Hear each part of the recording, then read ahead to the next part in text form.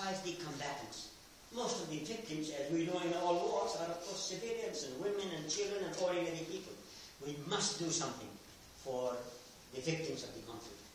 There would be a Truth and Reconciliation Commission, like we had in South Africa and many other conflict areas. And to handle with the demobilization of the Maoist combatants, we invited the United Nations, a UN peace special political mission was set up. There was a coalition government, and elections were finally held in 2008 for a constituent assembly, which would also double as a parliament to draft the new constitution to bring the new era of politics. Now, so far so good. The parties were working closely. After the election, the first session of the Constituent Assembly took some bold decisions. Number one, abolish monarchy.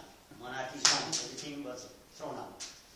Number two, they said, Nepal will make Nepal into a federal state instead of a unitary state. Number three, Nepal was a Hindu kingdom. No.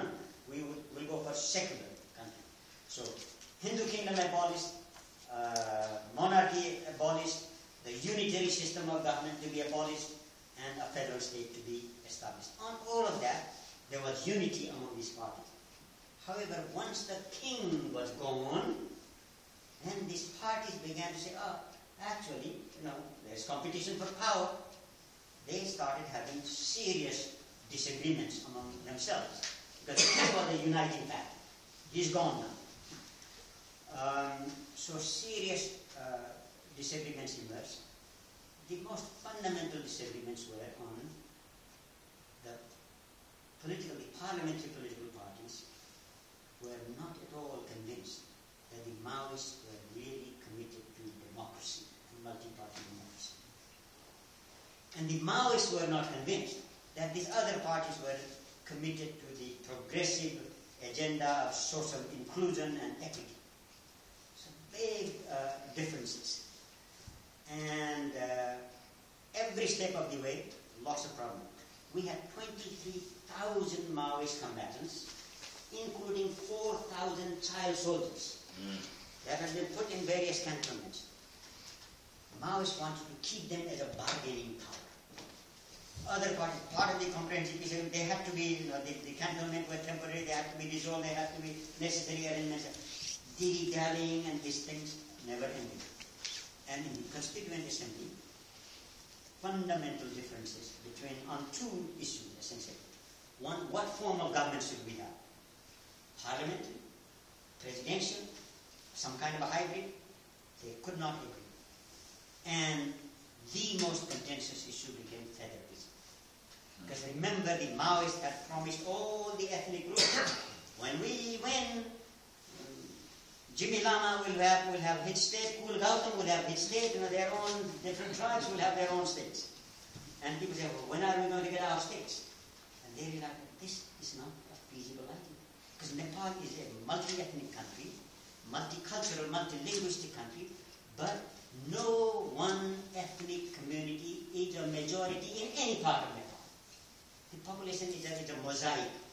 There are many ethnic communities that are spread all over. You cannot carve easily these ethnic communities. So this became so contentious that the Constituent Assembly, which are supposed to draft the Constitution today, I'll complete, could not draft the Constitution. It was extended, 2-year term extended to 4 years, and in the end they failed to draft the Constitution. So the Constituent Assembly was dissolved. So now in Nepal, today, we have a situation in which we do not have a single elected body of any kind. We don't have elected parliament, we don't have elected prime minister, we don't have elected local bodies. We have an elected president who is supposed to be a figurehead, but nothing is, all the elected bodies have been dissolved. So we have to have another round of election to draft the Constitution. Now, let me come back. For the purpose of our talk was on the attraction of communist ideology. Most Nepalis who support and vote for the Communist Party, of course most them do not really understand what communism really stands for. Even members and leaders of most communist parties, they would not have read the Communist Manifesto of Marx, or What is to be Done by Lenin, or Mao Zedong's Red Book, not to speak of Rosa Luxemburg's dissenting views on Marxism, Leninism, communism.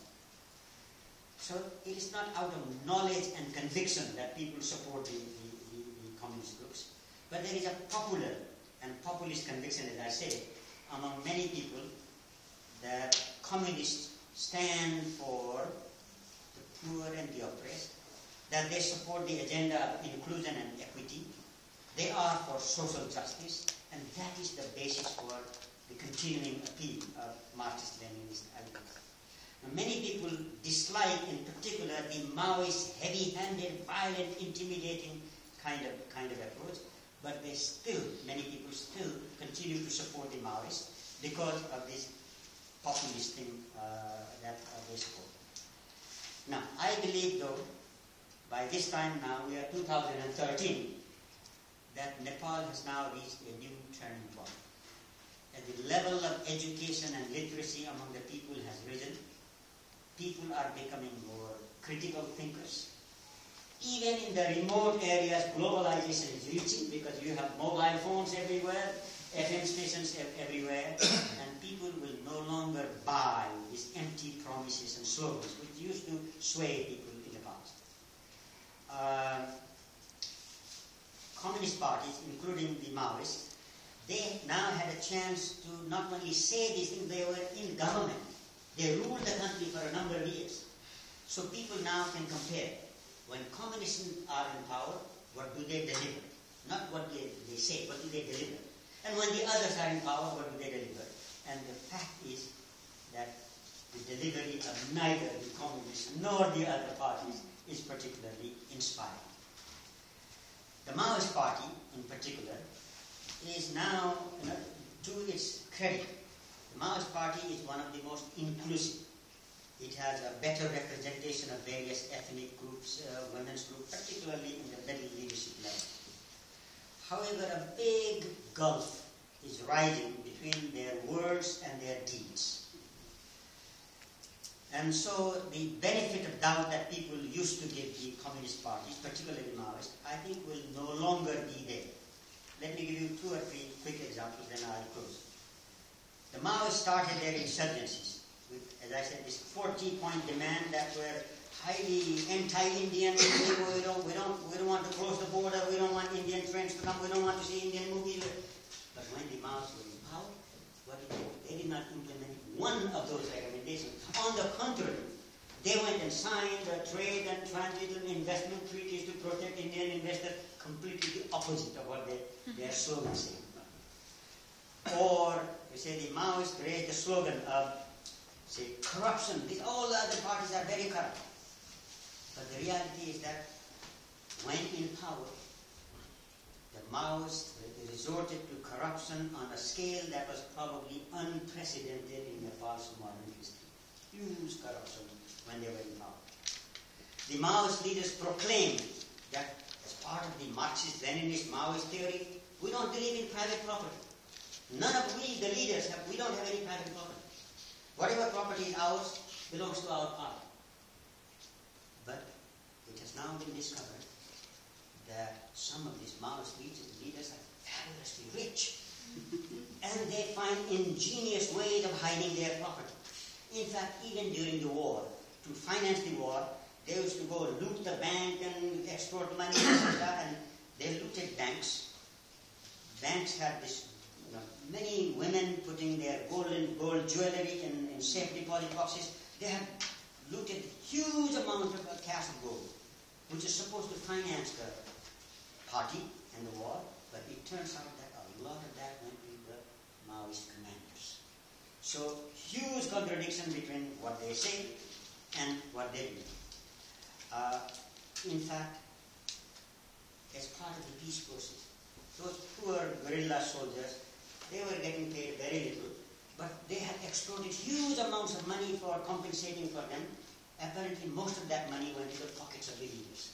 So, the greatest exposure of the corruption within the Maoist party comes from their own cadres and supporters. They are rebelling against their own leaders. And during the insurgency, remember I said they were very puritanical, no alcohol, no prostitution, no gambling, none of that, which made them very popular. Once they came to power, you know what they did? All the casinos of Kathmandu were captured by the Maoists. Casinos became, for an anti-gambling party, casinos became their cash cow. And there was a big rivalry, fighting among Maoist gangs to control the casinos. And in rural areas, contracts being manipulated.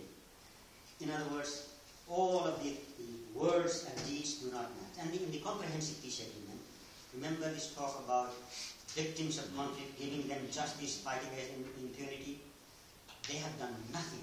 On the contrary, they have issued an ordinance for Truth and Reconciliation Commission that does not meet any of the international standards. That has been denounced by the UN Human Rights Commission. That has been denounced by, and that has been denounced by their own supporters, because many victims, and actually there is now a tacit alliance between the Maoist and the Nepal army, saying, I scratch your back, you scratch your back, we are not going to punish anybody. So this is happening. Anyway, to conclude, I would say that